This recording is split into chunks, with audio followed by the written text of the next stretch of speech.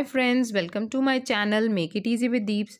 फ्रेंड्स, ऐसे basic scrunchies तो हम सबके पास होते हैं और ये लगाए हुए बहुत अच्छे भी लगते हैं, लेकिन इनमें आज मैं एक छोटा सा एडिशन करके इनको कन्वर्ट करूँगी बोहो हेयर एक्सेसरी में। मेरे पास ये प्रिंटेड स्क्रंचीज हैं, अगर आपके पास प्लेन है तो वो भी यूज़ कर सकते हैं आप। सो शुरू करते हैं आज का video. Let's make it easy.